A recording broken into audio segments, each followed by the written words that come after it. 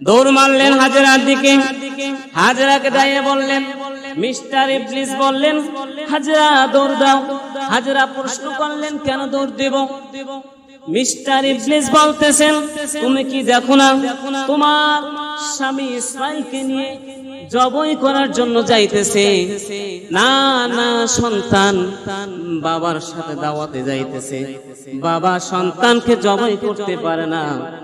শয়তান বলল, তুমি কি দেখো না? হাতে ছুরি নিয়ে গেছেন, রশি নিয়ে গেছেন। হাজেরা বললেন, বিশ্বাস করি না। তুমি কি দেখো না তোমার স্বামীর মাথা খারাপ হয়েছে?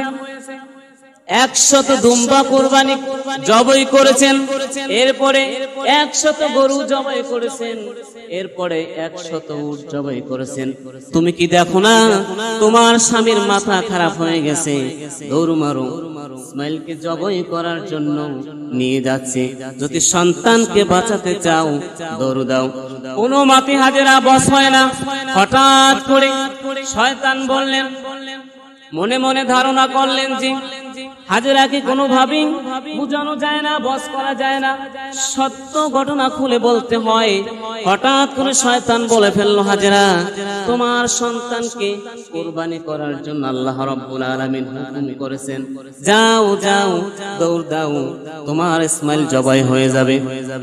যখনই হাজেরা শুনলো আল্লাহ রাব্বুল আলামিন হুকুম করেছেন জবাই করার জন্য, হাজেরা ঠাস করে বলে ফেললো, ধুর শয়তান দূর হয়ে যাও, আমি আল্লাহ রাব্বুল আলামিনের দরবারে শুকরিয়া আদায় করতেছি। জোরে বলুন আলহামদুলিল্লাহ, আরো জোরে বলুন আলহামদুলিল্লাহ। সন্তান জবাই হয়ে যায় কুরবানি করার জন্য, আর মা বলে শুকরিয়া আদায় করতেছি। আপনি বলেন না আলহামদুলিল্লাহ, জোরে বলেন। কোন জায়গায় শুকরিয়া আদায় করতে হবে? যেখানে আল্লাহর হুকুম সেখানে বান্দার কোনো ইখতিয়ার নাই, বান্দার কোনো সুযোগ নাই। আল্লাহ হুকুম করেছেন সন্তান জবাই হয়ে যাবে, কুরবানি হয়ে যাবে। আল্লাহর হুকুমের উপরে আর কোন হুকুম আছে? জোরে বলেন। আল্লাহর হুকুমের উপরে আর কোন হুকুম আছে? কোন বাবা বলেন, মা বলেন, ভাই বলেন, বন্ধু বলেন, আল্লাহর হুকুমের পরে আর কোন হুকুম নাই।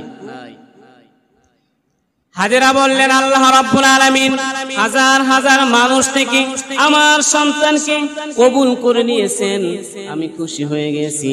আমি আল্লাহ রাব্বুল আলামিনের দরবারে শুকরিয়া আদায় করলাম।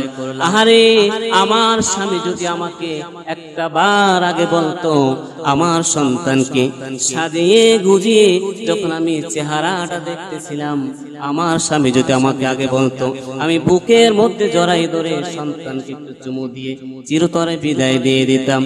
যাক, দাবি নাই, আমার স্বামী আমাকে আগে বলে নাই।